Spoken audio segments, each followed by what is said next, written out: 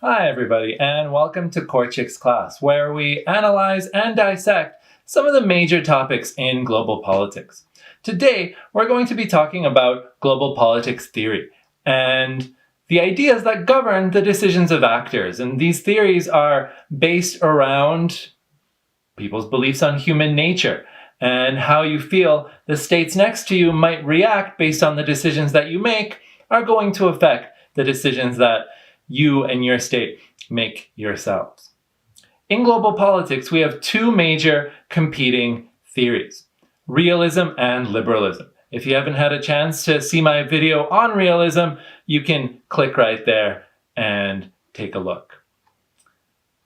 There are other theories out there, however, as well. We have Marxism, constructivism, as well as a slew of others that try to explain the processes that go on in the world and in the world of global politics.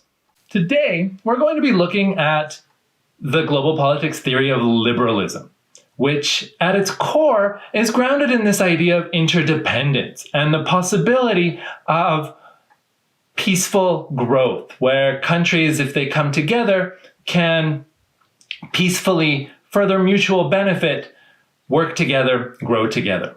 And that stronger connections between states lead to more prosperity for all. At the end of the day, to liberals, these political connections help promote peaceful resolutions to disputes. Free trade, for example, helps create economic ties, and countries that are engaged in free trade relationships are that much less likely to want to go to war with one another if they see the benefits of working together economically. Liberals would also believe in the idea of the spread of liberal democracy, because liberal democracies are the governments that are most likely going to want to have these policies. And so the more liberal democracies we have in the world, the more likely this interdependence will spread and continue. And then, therefore, to some extent, there also needs to be some international law, international conventions that govern state conduct. And this idea isn't a new idea by any means. Even before we had anything close to ideas around things like the United Nations and so on, philosophers were beginning to think about how we can see a more universalized peace. One of those philosophers was Immanuel Kant. Most of his work was around the ideas of reason and morality, but he also dabbled in political philosophy a little bit as well. And his 1795 essay called Perpetual Peace looked at that. And he wrote, "For these reasons, there must be a league of a particular kind.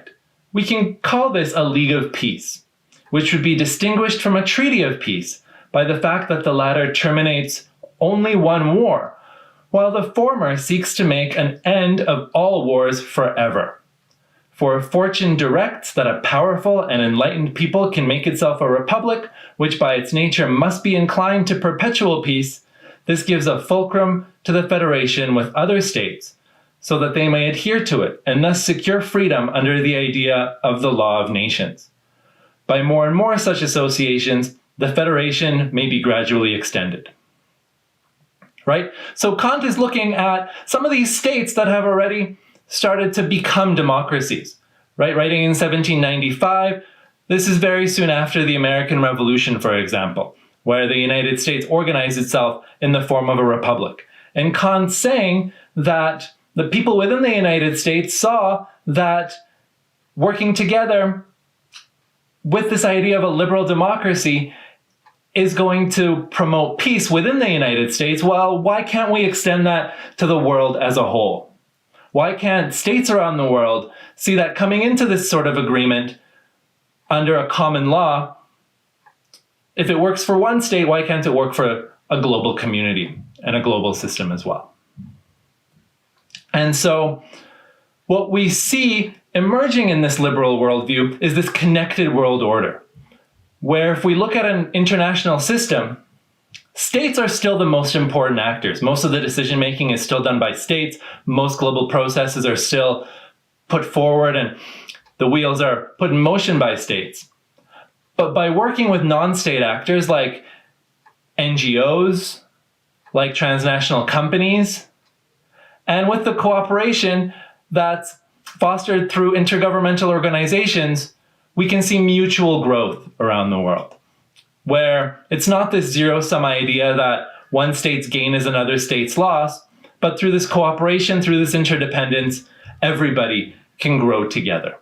Liberals would also believe in the importance of liberal institutions in order to establish a set of rules that states should follow. So it's organizations like the United Nations, the World Bank, the World Trade Organization, that help foster this community of states that is going to enable this liberal peace to occur.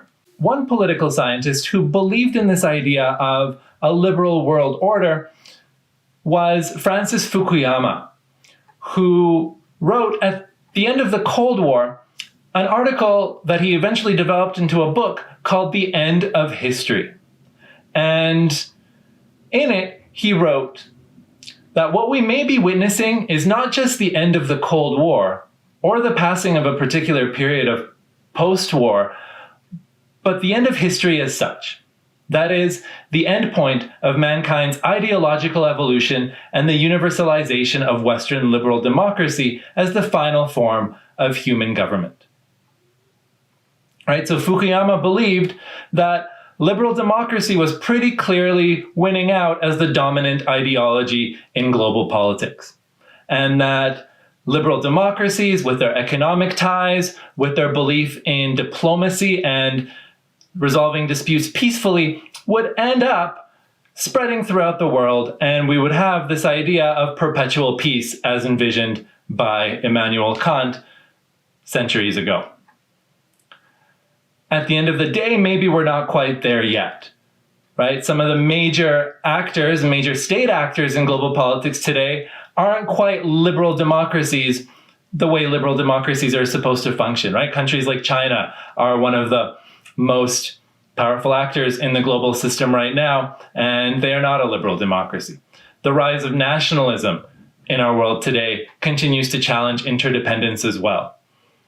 But liberals would argue that that process is still continuing, and we're seeing democratization all over the world that's still continuing, and still that possibility of a global liberal order leading to this perpetual peace being possible. Thank you for watching, and we'll see you again next time.